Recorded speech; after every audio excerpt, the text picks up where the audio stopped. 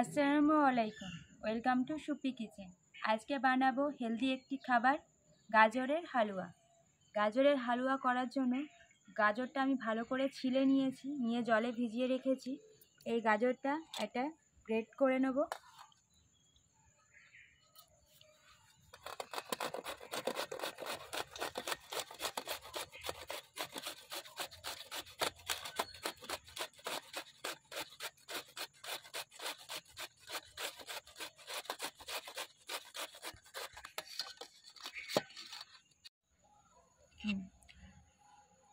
গাজরটা আমার গ্রেট করা হয়ে গেছে। গাজরে দেওয়ার জন্য নিয়ে নিয়েছি কিশমিশ, কাজু আর আমন্ড, বাদাম। এটা আমি জলে ভিজিয়ে রেখেছি। একটু পরে আমি এটা খোসাটা ছাড়িয়ে ছোট ছোট করে কেটে নেব। আর নিয়ে নিয়েছি খোয়া ক্ষীর, এটা এখন আমি গ্রেট করে নেব।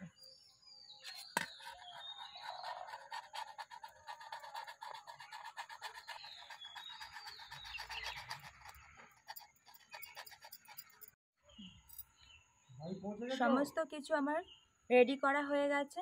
এবার আমি রান্নার কাছে চলে যাব। আমন্ড বাদামটাও ছাড়িয়ে আমি টুকরো করে নিয়েছি খোসাটা। গাজরের হালুয়াটা করার জন্য কড়া বসিয়ে দিয়েছি। কড়াটা গরম হয়ে গেছে। দিয়ে দেব ঘি।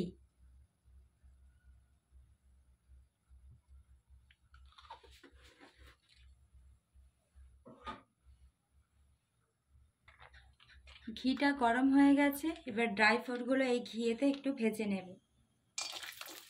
দিয়ে দিলাম আমন্ড, বাদাম।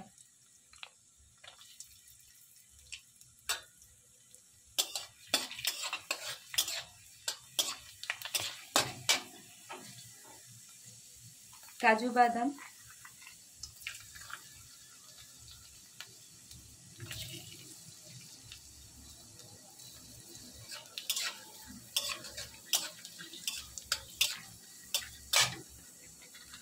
কিশমিশ,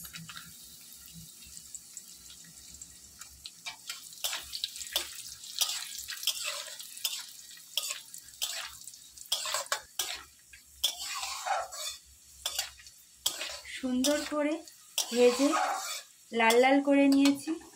দিয়ে দেব দুটো এলাচ, এইভাবে চিড়ে নিয়েছি, এটা আমি দিয়ে দেব।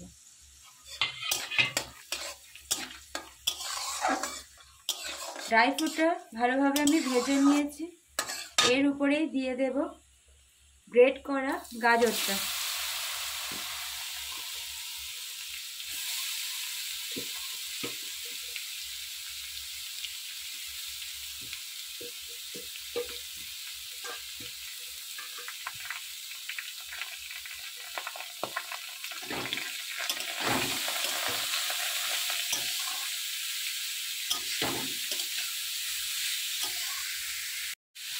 দিয়ে দেব 1 চিমটা পরিমাণ মতো নুন।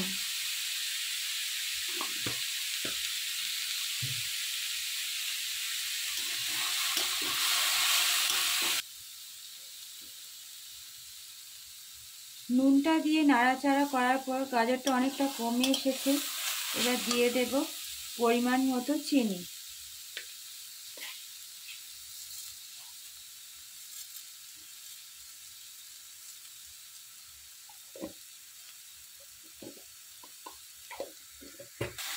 চিনিটা দিয়ে ভালো করে নেড়ে চেড়ে নেব।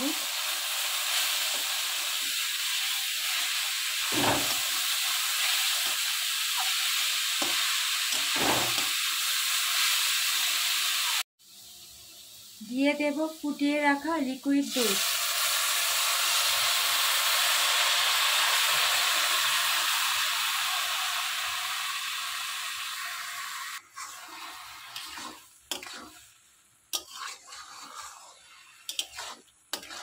ওয়েট করব এই দুধটা পুরোপুরি শুকিয়ে আসার জন্য। দিয়ে দেব গ্রেট করে রাখা খোয়া ক্ষীর।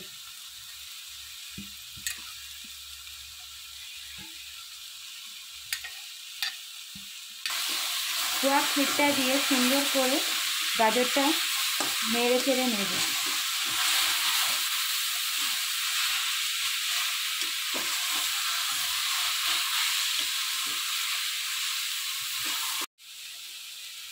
দিয়ে দেব 1 চামচ পরিমাণ মতো গুঁড়ো দুধ।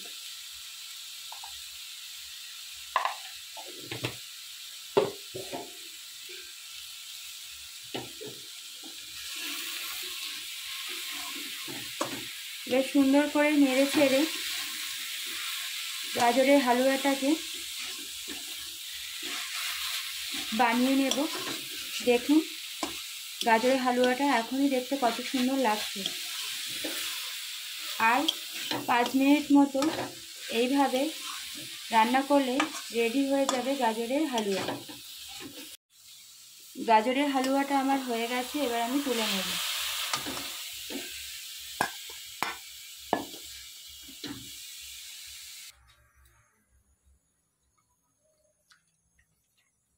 আমার রেডি হয়ে গেছে আর দেখতে পুরো দোকানের গাজরের হালুয়ার মতো হয়েছে, যেটা মিষ্টির দোকানে পাওয়া যায়। আমার এই রেসিপিটা ফলো করে একবার বাড়িতে বানিয়ে অবশ্যই ট্রাই করে খেয়ে দেখুন, অবশ্যই ভালো লাগবে।